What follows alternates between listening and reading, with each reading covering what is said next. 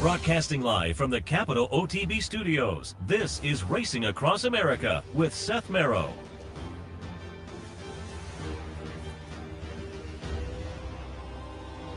Good morning and welcome to Racing Across America on this Saturday morning. And again, it's another one of those editions where it should be Racing Across North America because we have a little Woodbine in the mix. Nice day up there. We'll hit on that in a moment. But a little bit later on, we will be joined by Brian Nadeau. Going to talk a little Gulfstream with Brian. They announced a purse increase for the big meet coming up, so we'll hit on that and some other action at Gulfstream. But Brian also, of course, does the Keeneland races for the one sheet on our website. So I thought we'd hit on some of the Keeneland stakes with Brian a little bit later on. But as I alluded to, really nice day of stakes racing again up at Woodbine. Our friends north of the border have the E.P. Taylor and the Arctic and some other stakes to talk about. So I thought, who better to reach out to than our friend Ron Gierkink, who covers Woodbine for the Daily Racing Forum. Ron, good morning. Good morning, Seth. How are you? Very good. Happy to have you on board. Haven't talked to you in a while. How are things going up Woodbine way?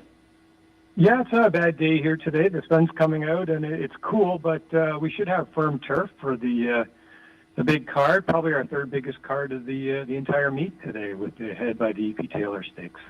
Yeah, I talked to Klaus Ebner a couple of weeks ago, and I was saying we miss our visits up there. You know, with the pandemic, obviously it wasn't possible, but now things are loosening up. Hopefully next year we'll get back up. Always enjoy our trips up there and enjoy the racing up there. Before we get into today, I was just checking out some of your work on the DRF website. And worth mentioning that the Canadian Horse Racing Hall of Fame announced their inductees. And nice class coming up. Charles Fipke, the owner. But it was also interesting to see Eurico Da Silva gets into the Hall of Fame. No surprise there. And on the horse side, Court Vision and Alley Deed. So as I say, nice class in the Racing Hall of Fame. Yeah, pretty nice. And it's great to see Eurico get in. He only retired a few years ago, just before the pandemic. So he had a great career here, and he's such a popular guy. And Charles Fipke, a great supporter of racing. So those are two really deserving people in this year's class. Totally agree. And that was one of the fun things about our visits up there. Eurico Da Silva being such a prominent jock up there, so successful, and he would always be riding one or a few of the favorites, and he was always really accommodating and a great guy to talk to. So it was fun to see him. And as you say, a prominent owner and breeder up there in Canada, Charles Fipke, deserving as well. All right, let's kind of take a look at the stakes, because there was a lot of great stakes action. I thought we'd start at the end of the day and kind of work our way back. And in race number 10 this afternoon, it's the Ontario Racing 5 furlongs on the turf. And I might not have even bothered with this race being at the end of the day because there's such good stakes racing earlier. But I found one of the horses really intriguing. I mean, the obvious ones are Impetuous Molly from Mark Cassidy and Bushido. They both look very good off debut wins. Ever a Rebel for Wesley Ward, who has shipped limited horses up there but has done very well. But boy, I found it very intriguing that Mark Cassidy entered number 1 Firing Bullets off of kind of a dud in the career debut at Saratoga. I'm going to be interested to see if he elects to go in here, because I just found that very intriguing that he elected to take the shot. But what are your thoughts on the Ontario Racing? The morning line favorite, Bushido, he's very fast out of the gate in his debut.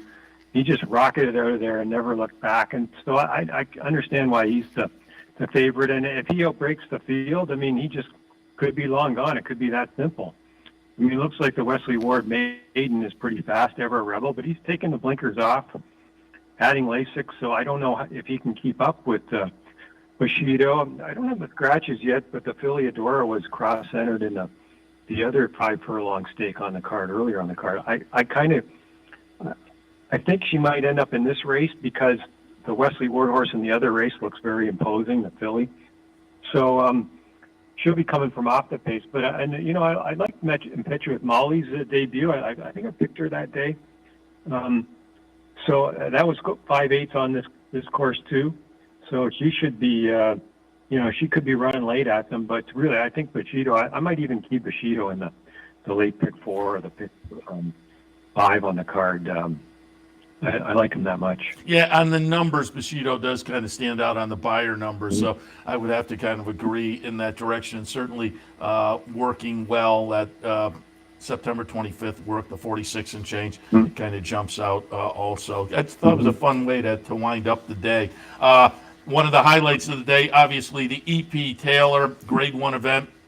$750,000 up for grabs and 1.25 miles. And I pulled up a replay of the Queen's Plate, and I thought it would give us also an opportunity to reflect back and let you talk a little bit about Moira, who, boy, lately raced, only 5 starts, but 4 wins.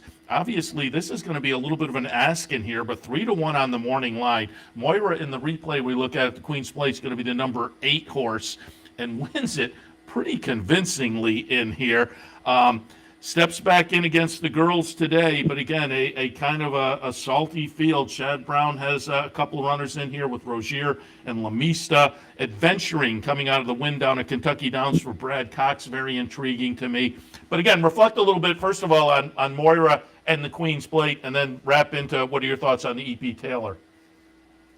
Yeah, Moira, this is a big test for her. First time against Elders and on the grass. I mean, as you say, her Queen's Plate performance was very impressive, albeit against Canadian-bred 3-year-olds. But she broke the 1.25 mile synthetic track record that day. Had a fast pace to chase. She's come back and worked very well. Her work on the main turf, over which she'll be running over today, last Saturday was very good by herself with Hernandez aboard. She's really seemed to take to the turf well, and she's got lots of turf breeding too. Go Sapper is a 14% turf sire, and you look at her pedigree, her first 2 dams, and her half brother were all stakes winners on the grass. So I think she's going to like it. I think she'll be competitive. Whether she's good enough to beat these remains to be seen. I think she'll be overbet because she's a popular horse. I probably think she'll be the lukewarm favorite, even though she's the second choice on the line. But I give her a big shot to be competitive, but in horizontal wagers, I'm going, 4 or 5 deep in the race and trying to key on somebody else on the sequence. What do you think of the 2 Chad runners, and particularly the Brad Cox runner coming up from Kentucky Downs? I was give an extra look to the horses coming out of Kentucky Downs. Mm-hmm. Yeah, adventuring, it looks like sort of a Kentucky Downs specialist, right? Two big stakes wins there over that undulating course. And our course is, it's not as undulating as that, but you do go up out the gate here, you go up a hill and around a sharp bend. So I think she's got lots of experience over, this type of course. So I give her a long look. I think she'll be sitting second to Fev Rover, who I think will go to the lead. And you can see 2 backs she won a race in the mud from second. So I got to give her a long look as she gets back on Lasix. And, with the 2 Chad Brown runners, I think that's a big thing you have to look at. They're both going on Lasix. I mean, Rozier is her first start ever on it. It kind of looks to me like, she won the Prix de l'Opera on Arc Day last year, and then she came over and Chad eventually ended up with her, and she won the Beaugay in the spring at Belmont, and then she tailed off in her next 3 Grade 1 starts, and it kind of looks to me like he's been pointing for this race just to get her on Lasix. I mean, if she's had a bleeding problem or not, I don't know, and with the cooler fall weather and everything, I mean, she's the obvious sort of class of the race. So I wouldn't be surprised if she jumps up and runs a big one with leading rider Gamora taking over, and Lamista, maybe a little suspect going the 1.25 miles, but getting back on Lasix off a dull race in the Boston Spa at Saratoga. I mean, she was on Lasix too back when she won the matchmaker at going 1.8 miles at Monmouth, and she's going to be a square price. She should be 10-15 to 1. So I'm going to use her too. The mystery horse in the race really is the only European shipper, the German filly My Lady, who's one of the top 3-year-olds in Germany this year, running against colts and fillies all year. She's coming off a close third in the German Oaks. And the start before that, she was 10th of 20 in the German Derby, but she was only beaten 3 lengths in that race by a really good horse, San Marco. So she's, like I said, she's going on Lasix, and she's been here for a week. So she's trained over the Tapeta during that time. I don't think she's been on the grass, but I'm definitely using her. I kind of like her. So Yeah, I think it's a fairly wide open race, Seth. You said the perfect word on My Lady, the mystery horse, because I'll ask your opinion. When I look at the Europeans, um, coming from England or Ireland, I'm all in. Coming from France, pretty much all in as well. But you get past that, over the years, the German horses are going back, Italian horses. I'm never quite sure what to do. So I agree completely with you. The German horse is a little bit of a mystery to me. But I'll ask your opinion. Do you give a little more? Let me put it this way: have a little more confidence with maybe the English or the Irish or the French horses as compared to the German horses? Yeah, no doubt.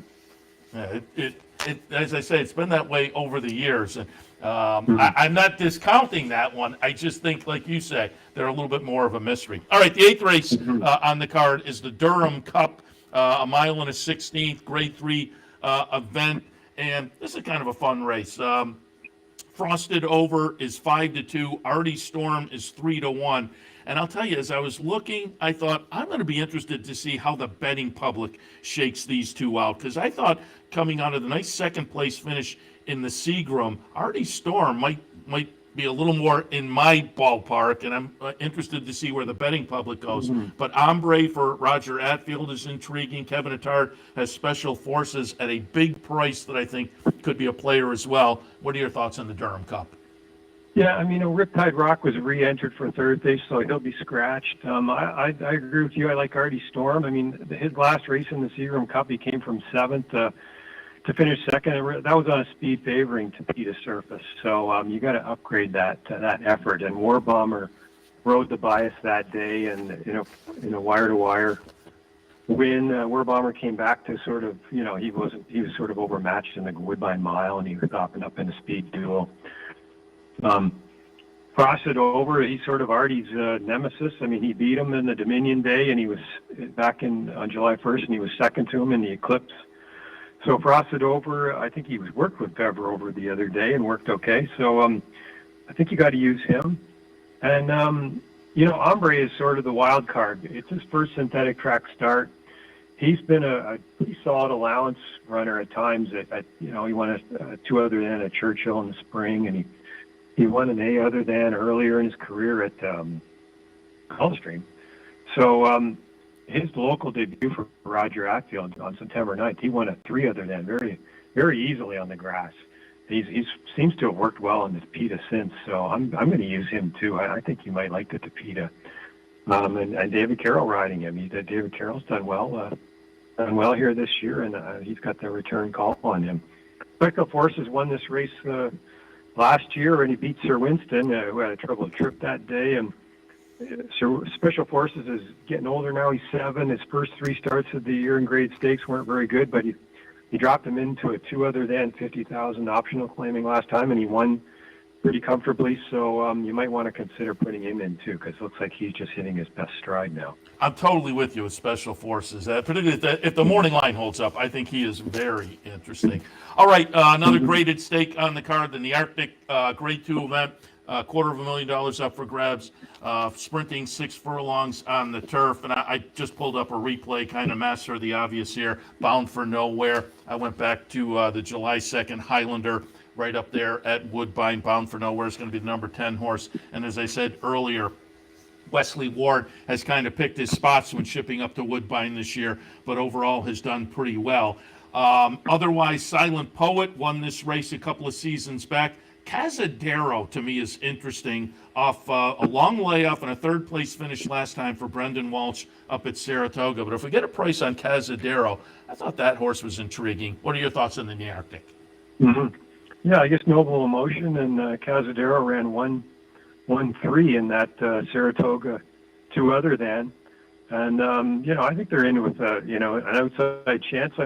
Bound for Nowhere, watching that replay, wow, he had nowhere to go through the stretch. And when he found room, he just kicked on. Like Wesley says he's considering running him back in the Breeders' Cup Turf Sprint if the horse were to run well today or to win and come back. So that's what he thinks of him, and he owns the horse himself. And he would run against Golden Pal in that race if he did come back. But he's obviously the one to beat. And Silent Poet's been the top turf sprinter at Woodbine over the last 4 or 5 years. He ran he dropped into an Ontario bred stake last time. He broke on top, and then he was rated into a 4-horse speed duel. So really, if he'd have just let him go that day, going 5/8, I think he just would have wired the field. But he got into some trouble in the race. It was a real mess. But I would never count him out.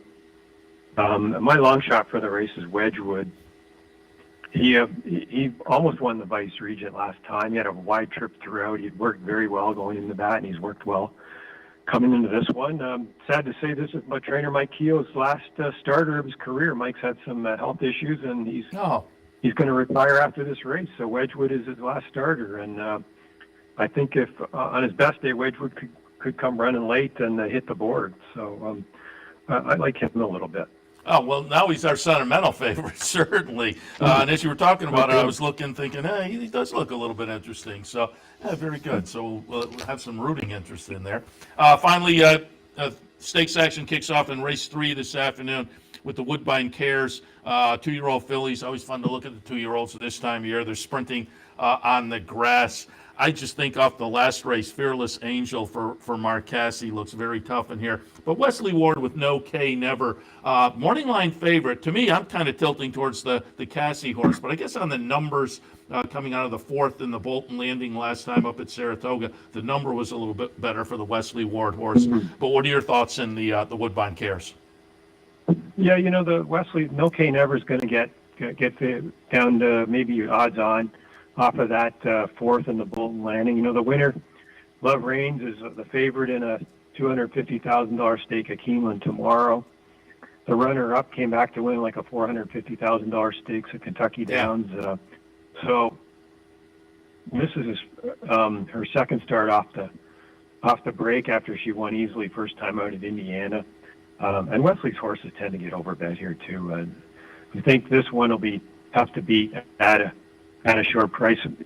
Fearless Angel, I guess you got to, is it too short for her coming up a 7 furlong second out maiden win on the main turf? This is on the inner, of course. So she looks like more of an underneath horse to me, and really I don't like much else in that race other than those two.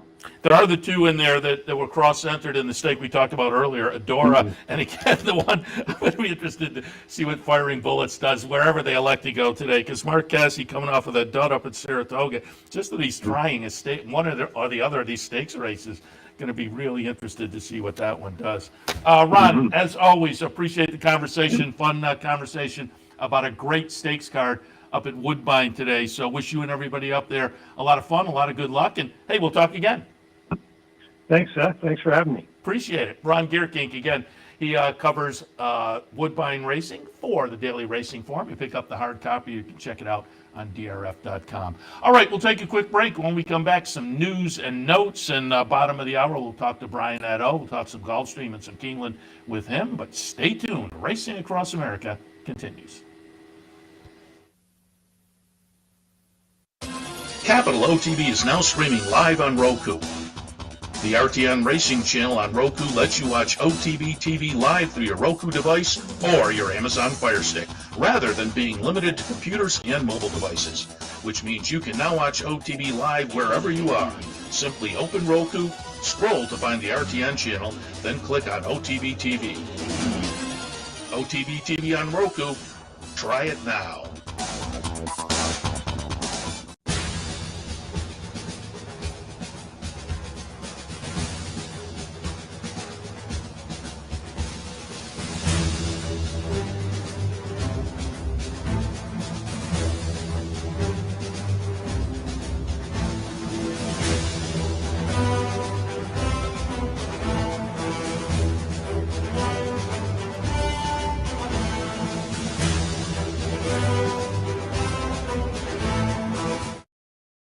No matter where in the world you are, the excitement of wagering on horse racing is just a click away. You'll get live streaming, past performances, race replays, our virtual tote board, analysis and selections from professional handicappers, a simple, safe, and secure wagering platform, and best of all, you get track prices. CapitalOTBBet.com. Bet any place, anytime at CapitalOTBBet.com. And be sure to download our new mobile app from the iTunes Store or Google Play. Welcome back to Racing Across America. we talked last Sunday morning after the Lukas Classic about the Sonny Leone ride, and at that time I said, and looking at the photos and whatnot, I said it seems logical that maybe the saddle did slip or went out of his stirrup or something, because there are pictures of him leaning on to Tyler Gaffalione on the winner, Hot Rod Charlie, Sonny Leone and Rich Strike, in what will go down as one of the top 5 races of the year. It was a great race. This marred it a little bit, though. And I was kind of buying into, I like to take people at their word. I was kind of buying into Sonny Leone said his saddle slipped. And as I say, there was a couple of pictures where he clearly was off balance. But subsequently, folks like Richard Migliori, Gary Stevens, folks who would kind of probably have a better idea of this than I, said, it didn't look like the saddle slipped. It looked like he was playing around a little bit and trying to, and that then maybe led to his going off balance, which, again, I don't know whether we'll ever know for certain unless Sonny Leone comes out and says, yeah, okay, you got me. But he has said the saddle slipped. So as I say, I kind of have to defer to the people who would know better, but I can't say for sure. All of that said, I brought it up because subsequently the stewards gave Sonny Leone 15 days. So I think they were feeling like he played around. The kicker was, I think Rich Strike would have won the race if he hadn't done that, because Rich Strike had the momentum and went by Hot Rod Charlie, and I think the antics kind of slowed Rich Strike. I mean, that late in the stretch you go by, you're going to win 90% of the time. And so, here we go. Here is a shot of it, and you will see Rich Strike on the outside kind of gets the momentum and goes by Hot Rod Charlie by, I don't know, half a length or so, and then they come together, and Sonny Leone winds up almost sitting in Hot Rod Charlie's saddle, and I think it slows Rich Strike down a little bit, and Rich Strike comes back and wins. And as I said, and here you see the head-on is far more apparent. As I say, Sonny Leone is almost sitting over in the saddle along with Tyler Gaffalione. And you can see he's kind of pulling over, and to me, like I say, you go by in the stretch, what are you thinking? You're on your way to victory. So again, I don't know whether we know for sure unless Sonny Leone comes out and says something different than what he said.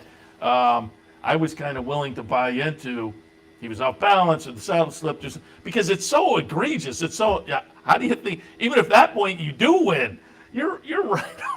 So how do you think, no, the stewards aren't going to look at this at all. So it seemed like a bad decision if that was the decision, as opposed to just an accidental kind of, but again, the upshot of it all was stewards looked and said, you're sitting for 15 days. So that was the decision-making process among the officials down there in Kentucky, subsequent to what happened last Saturday. But as I say, regardless of that, that's going down as one of the top 5 of the year. It was a really fun horse race with Hot Rod Charlie gets the big victory that he's kind of been knocking at the door with, and we'll see what happens subsequently. There is also the shoe issue out there, which, as far as I have seen, has not been adjudicated one way or the other. We'll see if that turns into something.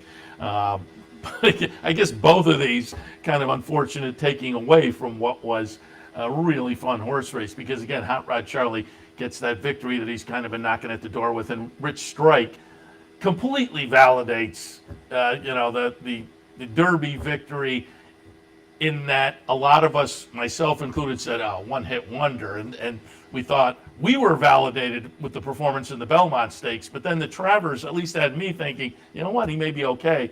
And then the last Saturday, I think he said, okay, he's better than I was giving him credit for. So it was just a fun race coming down to the wire with those two last Saturday at Churchill in the Lukas Classic. And again, maybe a little bit unfortunate, the side stories.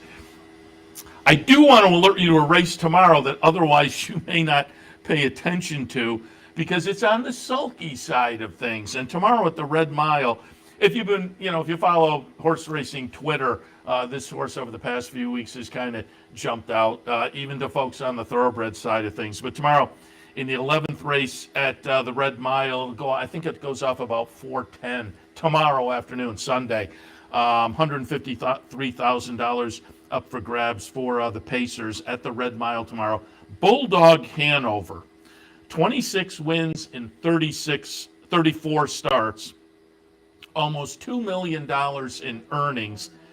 And as always on the sulky side of things, what is particularly appealing and intriguing, you see him every week or two. But so far this year, he's 12 for 13. And as I say, over the past couple of starts on Twitter, he's been getting some buzz and people replaying his performances.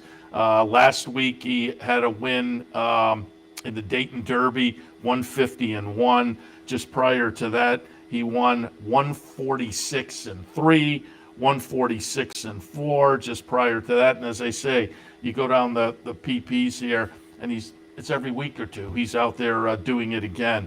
The 150-1, he wins by 4 lengths. The 146-3, he wins by 6 lengths. He's a phenom, as they say. And as I say, it's one, if you're not following sulky racing, or maybe you're not out there on horse racing Twitter and seeing some of the things that have been said over the past couple of weeks, it may have floated under your radar, but you may want to pull up the Red Mile tomorrow. Again, a little after 4 o'clock, the 11th race, and just watch Bulldog Hanover, because he's just an incredible performer there.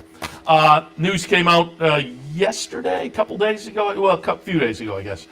Early voting retired, going to stand at Coolmore's Ashford Stud. Early voting. The winner of this year's Preakness, 3 wins and 6 career starts. Won the maiden last December. Then in February, won the Withers, ran second in the Wood Memorial, then follows it up with the Preakness victory. And, they were debating the Derby, and, Chad Brown gave credit to Seth Klarman of Klarovich and said, he gives me the opportunity to kind of make these decisions. And, do we go in the Derby and maybe get a little overmatched with a horse that doesn't have much seasoning? And does that, move the horse in the wrong direction? Or can we wait? And they waited and got their win in the Grade 1 Preakness. Subsequently, a 4th in the Gem Dandy and 8th in the Travers, and now announced as retired. But early voting, this year's Preakness winner headed to the sidelines, headed to retirement, permanent sidelines, but moves on to Coolmore's Ashford Stud. So we'll look for his yearlings, a couple of years down the road. See how, probably 3 years down the road. But we will look for them and see if they can replicate the precociousness of their dad, early voting. All right, we'll take a break. When we come back, as promised, Brian Nadeau, we'll talk a little Gulfstream. We will talk a little Keeneland and more. All of that right after this. Stay tuned. Doesn't get any better than this, Tom. They're all in line, ready for the start. And they're off. American Pharaoh comes into his final furlong. Breeders' Cup winner, a horse of a lifetime.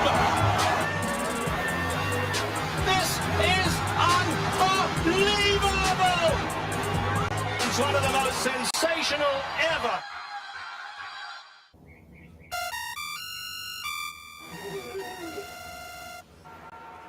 Come on. I want sales reports on my desk by Monday. Oops. My bad. Love racing? RTN brings you every live simulcast on your home television, plus live video streaming and race replays on your PC and mobile devices. To order, visit rtn.tv. RTN, a breed apart. Birdstone is an outside front. They're coming down to the finish. Can Smarty Jones hold on? Here comes Birdstone. Birdstone surges past. Birdstone wins the Belmont Stakes. Here comes High Chaparral. High Chaparral, the defending champ, to take it to Barbara. These two arch rivals have ahead with Joe Hart bearing down on them. It's going to be a 3-horse photo finish of the turn. Here's the wire. Photo finish. Welcome back to Racing Across America. As promised before the break, joined now by our friend Brian Nadeau, live from Gulfstream Park. We'll talk a little Gulfstream, but of course Brian does Keeneland for our one sheet, so we'll talk some of the nice opening weekend Saturday stakes at Keeneland as well. Brian, good morning. Hey, Seth, good to hear from you. Hope all is well. Good morning to you, too. And just for my own satisfaction, since I had to go in and look at the thermometer on my car this morning, just let us know what the weather's going to be like down at Gulfstream today. Well, Seth, I was up in the Adirondacks this week in my yearly fishing trip with the family, so I got some high 30s up there this week. So, you can take a little solace in that, but it's actually been pretty awesome down here. High 70s at night and mid 80s in the day. We got some rain this morning, but it seems to be well out of the way, so I think we're locked and loaded on what's a pretty solid card today with Rainbow's already up to $100,000 in the gross jackpot guarantee, and we got a stakes as well after a big weekend last weekend. So, we're slowly but surely inching towards the championship meet. And I will toss out last Saturday, there was a mandatory in the Gulfstream Rainbow, and it played out the way I like to see it play out. There was, and I have it written down, there was 4 favorites, a couple second choices, but everybody who jumped in got $1,400. And so, I love on those mandatories if a guy can get in with a little ticket and walk away with something like $1,400 or $1,500. No, without a doubt, that's the beauty of the big pool. It lets the little guy play with a lot of the big guys, and you're right, $1,400 when you take a step back and look at it is pretty darn good, because you didn't have to have the handicapping day of your life to come up with that sequence. I didn't, but it was right there in front of you. If you had some strong opinions, or you bobbed a little bit in the right spots, you had a nice score. And don't forget, that's a 20-cent bet too. That's not a $2 ticket. That is $1,400 on a 20-cent bet. No, that's what I'm saying. You could have jumped in and had a nice, reasonable ticket and walked away and had a very happy day. And again, I like to see that on those mandatory days, because that money's going to get circulated right back into the game, and that's kind of what we're hoping for. Just before I go back to the horse racing, how was the fishing? And I have to ask you, as a guy who fishes, did you see the brouhaha at the fishing tournament, wherever it was last week or whatever, where they're pulling the lead weights out of the fish? Yeah, the fishing was good. It was we actually lucked out. The weather was beautiful up in the middle of the Adirondacks. But yeah, there's 4 of us that go every year, and we did catch that video. That is wild. My dad was telling me about it, and oh man, that was a wild scene. And maybe it's just an indictment of the world we're living in now, but I was like, wow, I can't believe this is the first time somebody's ever done that, or maybe it's the first time somebody got caught. But oh man, yeah, you can't get anything by anybody, I guess, luckily. Yeah, if people haven't seen it, type in fishing tournament and lead weight or whatever on Google, and I'm sure you'll see it. I guess some guys came in and had like the winning total. And I guess these tournaments, are big money, and they had the winning total, but it was just way too much of a winning total. So somebody starts to split open the fish, and they're pulling out these lead weights. And the guy guy who was caught cheating was just kind of standing there with no reaction. It was like, okay, I'm done. But all right, let's get to some of the racing action and start things out with Gulfstream. And I wanted to go back to Gulfstream from last week because it was part of the Florida Sire Stakes. It was the In Reality $400,000 up for grabs, and I wanted to talk about it because always fun to watch 2-year-olds. And the comment after the race was, maybe we'll see this one in the Breeders' Cup, and why not? Awesome Strong was the winner last week to go 4 for 4 for Delgado. Give us some thoughts on Awesome Strong again with the 4 for 4 record so far, and will that horse be worth taking a look at in the Breeders' Cup? Yeah, I mean, you have to respect him in what he's been able to accomplish. We start at 6, we go to 7, and then you stretch him out to a mile in the 16th. And if you watch the replay, I mean, he was wide into a hot pace every step of the way. So you have to give him a lot of credit that the race was very, very slow. Let's just be honest. I think the buyer was a 65. That's not going to scare anyone. They did mention the Breeders' Cup immediately afterwards. We'll see how it all shakes up. But, he's a cool horse. And, a couple of the wins were, like I said, done the hard way. and he basically just bottoms out the field off the far turn. So you really, really have to give him a lot of credit, and Jorge Delgado and the team's done a really good job. But actually, the horse probably to at least remember, at least at 2 turns. I think probably at the end of the day, Awesome Strong will be a better 1-turn horse, but atomically, was, I believe, and this is off the top of my head, I think she was 8 or 9 lengths faster than Awesome Strong. Now, the race dynamics were different, the fractions were different, and obviously that makes up a lot of, your finishing time, but I think her buyer was 77, Seth, and she was really, really impressive with the way she won the My Dear Girl. All right, very good. So we'll keep an eye on those 2-year-olds. And I will mention Awesome Strong, in the sprint stake just prior to last week, had an 80 buyer. So it does have a buyer on there that this time of year kind of does legitimize. Yeah. And you may be right. And maybe this horse is just better at the sprint. Yeah, no doubt. And Jorge Delgado, sorry to interrupt, but it's got Willie Boy as well, who is going to the Breeders' Cup Sprint. So he actually worked down here this morning. So there's a lot of excitement from the camp in that. So that regardless of Awesome Strong, Jorge Delgado should be represented in the Breeders' Cup at Keeneland with Willie Boy, who's pretty sharp. Also wanted to mention you have a nice little stake this afternoon, the Hollywood Beach down there, 5 furlongs on the synthetic field of 7 scheduled. What are you looking at in the stakes race this afternoon down there?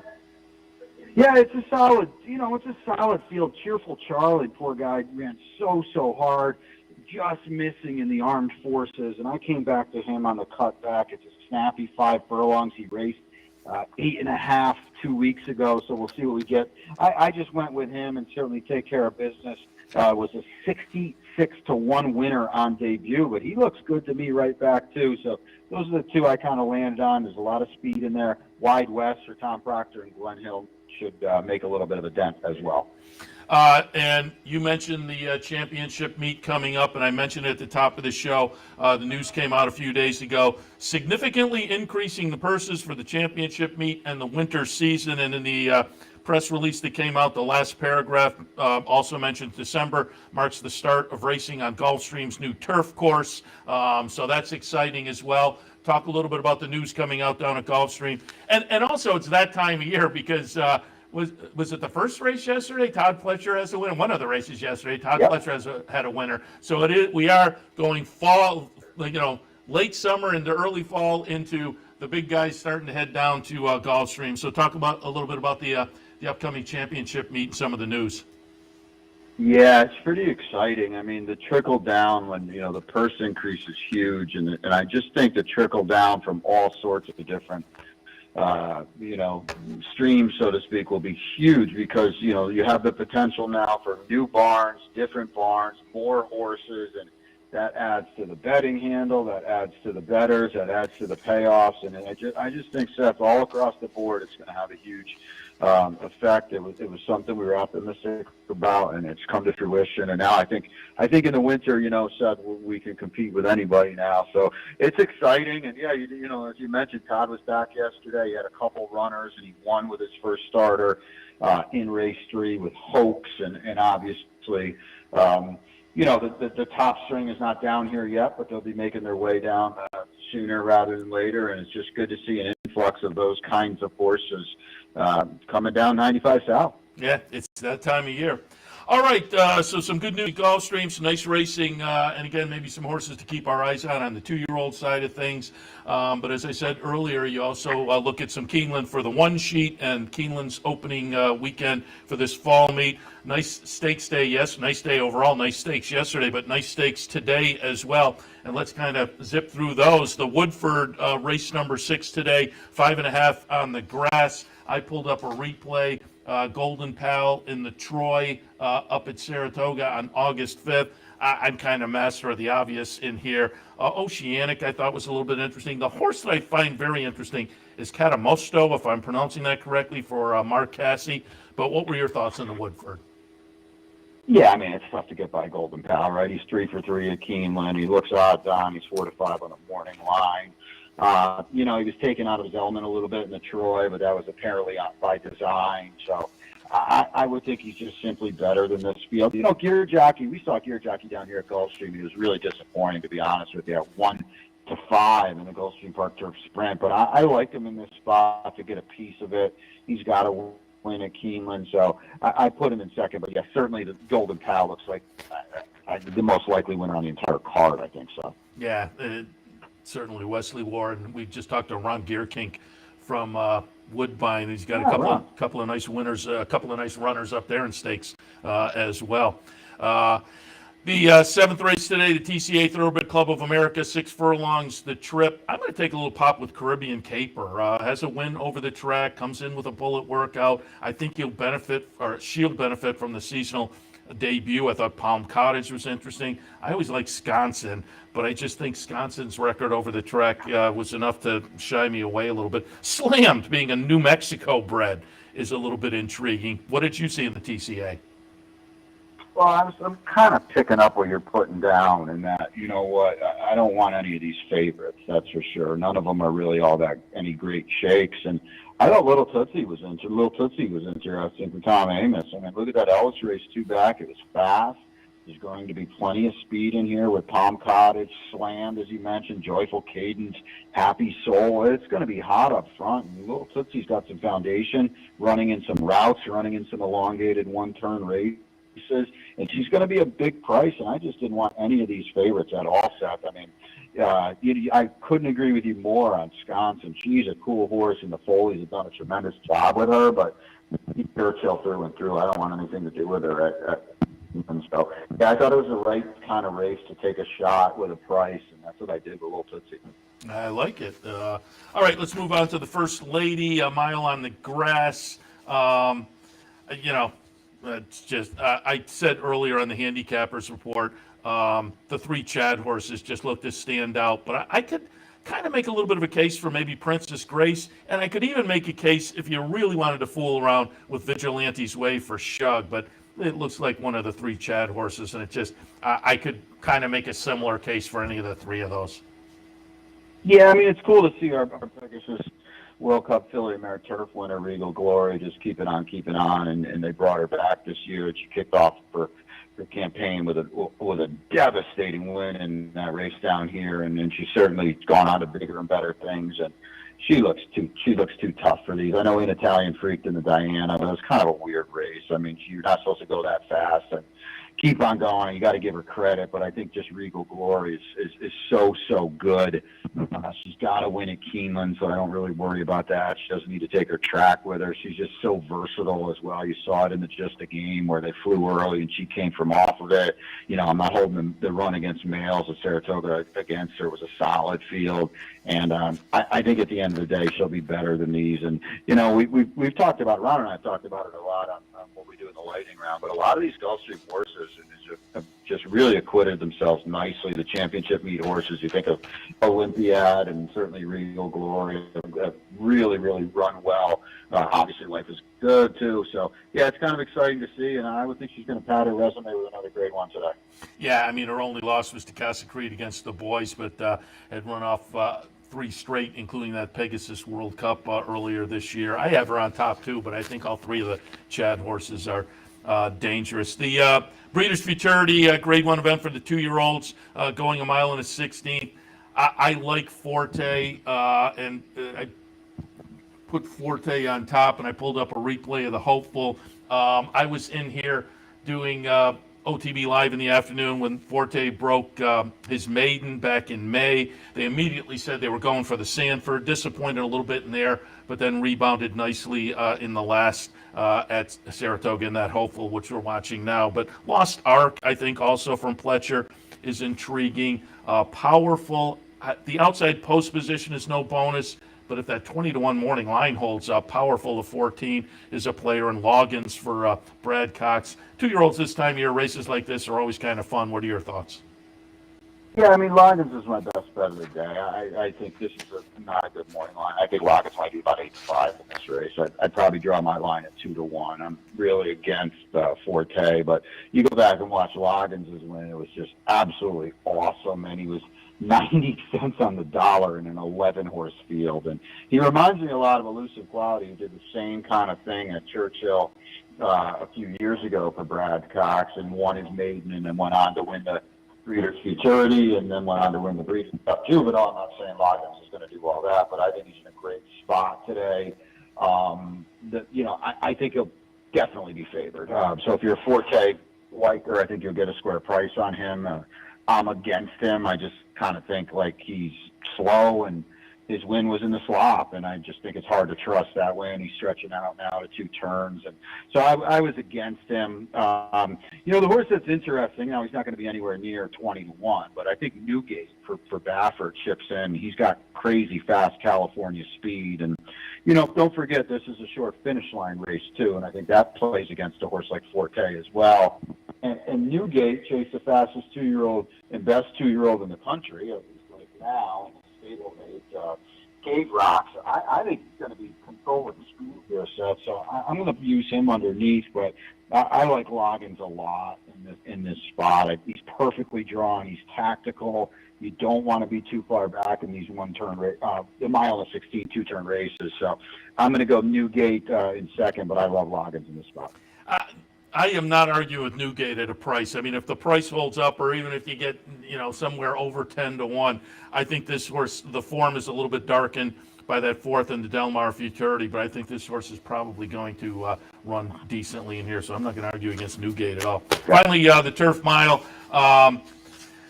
Be interested to hear your opinion, because we're both friends with Lee Einsiedler, and I had to go back to Casa Creed because I missed the 4-1 in both of those last efforts. So a potential 5-1 on the morning line, I landed on Casa Creed. But I thought Ivar, who took a lot of action, conversation and betting wise prior to the Woodbine Mile, but Modern Games was just phenomenal that day. But I thought Ivar was very playable in here. Smooth Like Straight, Santon, both coming out of the Arlington Million are interesting to me. What are your thoughts in the Turf Mile?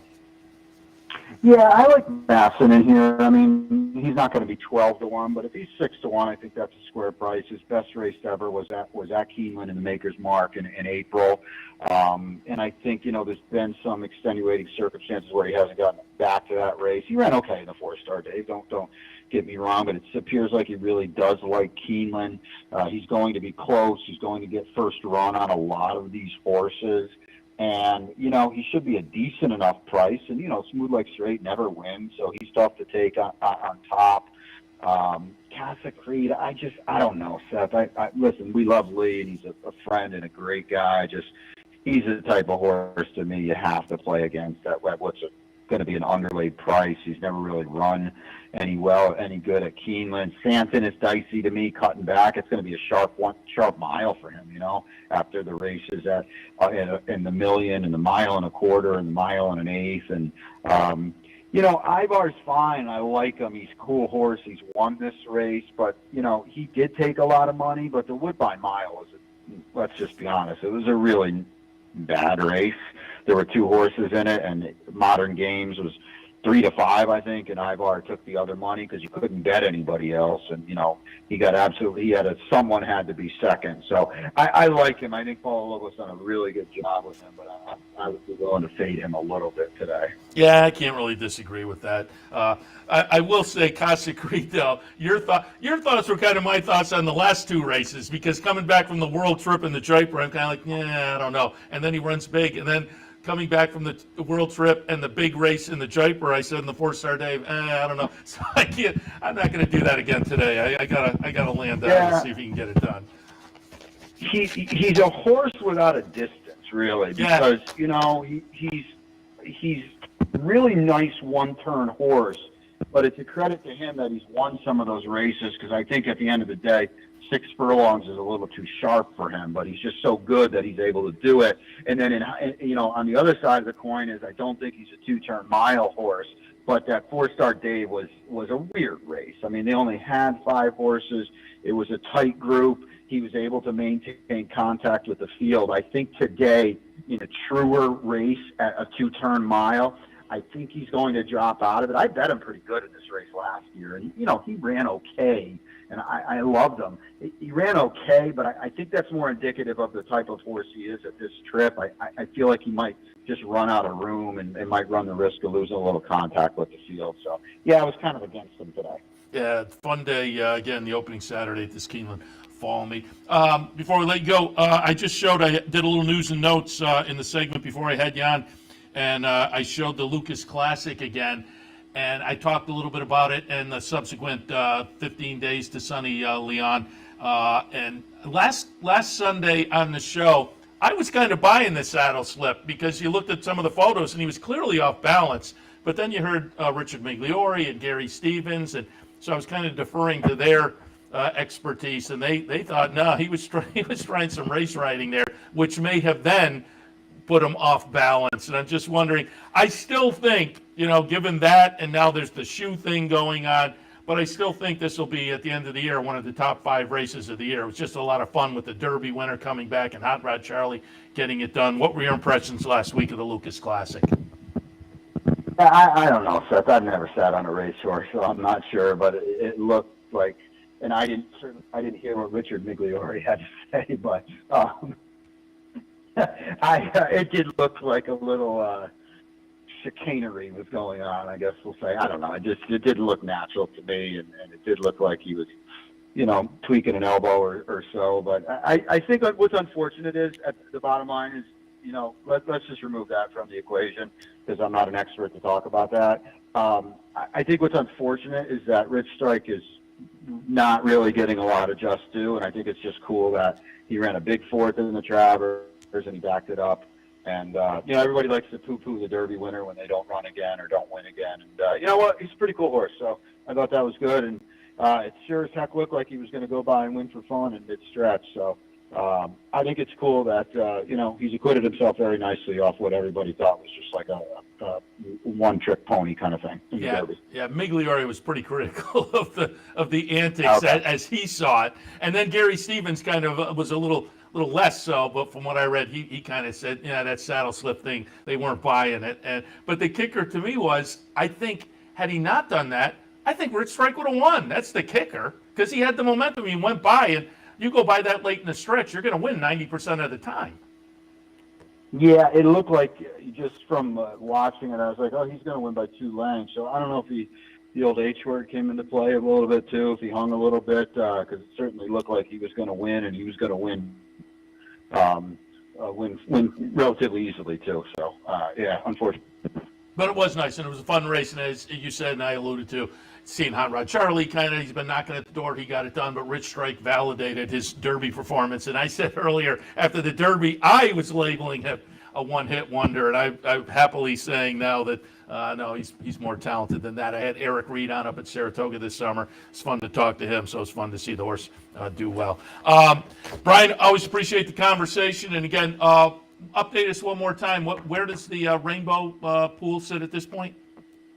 Yeah, so we're back up to 100 already after paying it out, like you said, last Saturday. I think we got well over $2 million in that pool, and I don't need to tell you, it grows quick down here, Seth. So we're going to be we're going to be up and at them, and we've got turf racing right around the corner, so there is a lot to look forward to, and sooner rather than later, we'll be talking championship meet. Yeah, and we again want to thank the folks down at Gulfstream because they are sponsors of some of the programs and events during this Royal Palm meet. So we appreciate your jumping on and giving us some of that update on Gulfstream. The good news about the purse increases, the turf course opening up fairly soon, so that'll be a lot of fun too. Nice little stakes race down at Gulfstream this afternoon. We enjoy here in the afternoon watching you and Ron in the paddock as well. You guys do a great job. Oh, pass. Hello on to Ron for me and everybody in the press office down there. But appreciate the conversation. We will talk again. You got it, buddy. Will do, and it's always a pleasure. Thanks, Seth. All right, Brian Nadeau from Gulfstream Park. And again, you can find his selections also on the one sheet at capitalotv.com. All right, we're heading into the home stretch here, so I'll pull up one other piece of news and hit on that before we wrap things up for this Saturday morning. The numbers came out for September, the national handle numbers. Pretty good. Also came out for the third quarter. Year over year, national handle numbers were up over 2.5%, so that's pretty good. The purse structure up as well.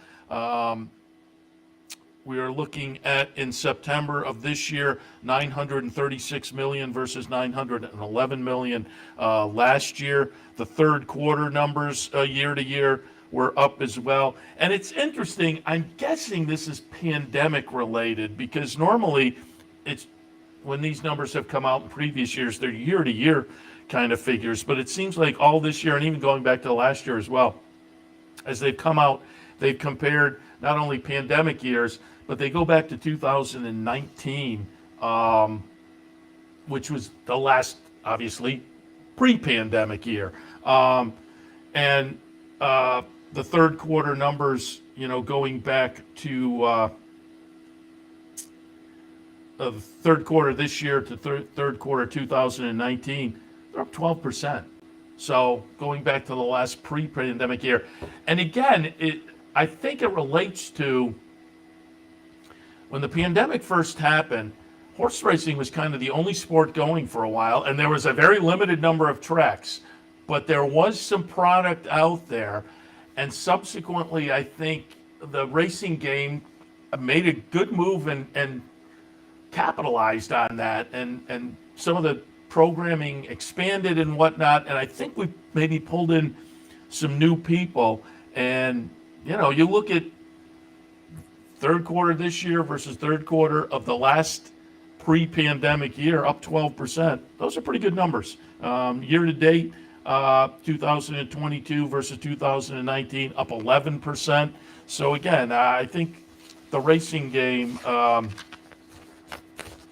did well during the pandemic, in that we were able to keep some racing going, which was great because there wasn't a lot else out there, and then took that momentum and moved forward in a positive way. So hats off to everybody who participated in that and made some good things happen from what obviously was nationally and globally a poor situation. But as the sun has come out on the other side of the tunnel, things are working out well in various areas, but certainly for horse racing, the numbers look pretty good coming out of the September final totals, and that also was the third quarter totals as well. All right, that will take us to the end of this edition of Racing Across America. Again, really nice stakes action today. There has been, Saratoga ends and boo-hoo, we are all sad, and the countdown starts 10 months to go, but we say it every year. There's still going to be some great racing to come, and then the Breeders' Cup comes, and then it's the championship meet. So that's one of the nice things also about horse racing. There's always something right around the corner to look forward to. And really, since Saratoga ended, there have been some very, very nice weekends of racing with Breeders' Cup implications, and this weekend is no exception. We talked about the nice stakes action that's going to happen up at Woodbine, so keep that in mind for this afternoon. Great stakes, some nice stakes at Belmont as well today, but we also just wrapped up some stakes conversation looking at Keeneland. So nice stakes action out Santa Anita as well for a little bit later today. And I believe, Dan, thoroughbred racing tonight, right? Yeah, so if you're playing some Santa Anita today, there is thoroughbred racing available tonight here on the network and via Capital OTB Bet as well. So should be a lot of fun. Again, let me hit you with the promos coming up here at the Racebook. Today it's an Exacta board promo, so if you come down to the Racebook, you can play along there. The Exacta board today at the Clubhouse Racebook. Tomorrow, it's a match bet promotion here at the Racebook. Tomorrow also means Sunday, NFL Sunday here at the Racebook. Watch all the football games and all the racing actions every Sunday throughout the NFL season here at the Racebook, 711 Central Avenue in Albany. And today also, it's a fan appreciation day, a customer appreciation day at our Columbia Turnpike branch. I'm going to head out in a little while. Shannon Donovan from the marketing department and I will be there. We'll have some food, some contests. A couple of weeks ago, we were up at the Queensbury branch. Had a lot of fun up there. Met a lot of nice folks who were having a good day. It was a fun contest. First and second place, I want to say 60 cents. It might have been 30 cents was the decider between first and second in the contest a couple of weeks ago up at Queensbury. We'll see if we can make it as exciting today down at the Columbia Turnpike branch. But if you're a patron down there, we would love to have you stop by this afternoon so we can say thank you to you for your patronage. Columbia Turnpike Fan Appreciation Day this afternoon. All right, I guess that catches us all up. I'll be back in tomorrow, as I will be at the Columbia Turnpike branch, not here this afternoon for OTB Live, but we'll be back in tomorrow for our regular Sunday morning Racing Across America recap of action and more, so you can look forward to that tomorrow at 10 a.m. I won't be here, but there will be plenty of action here on the network to enjoy, so make sure you tune in, play along, cash some tickets, have some fun. Appreciate your tuning in this morning, as always, on this edition of Racing Across America, a little bit earlier, the handicapper support. So again, appreciate your tuning in, and again, be back in tomorrow, 10 a.m. for another edition of Racing Across America. We'll see you then.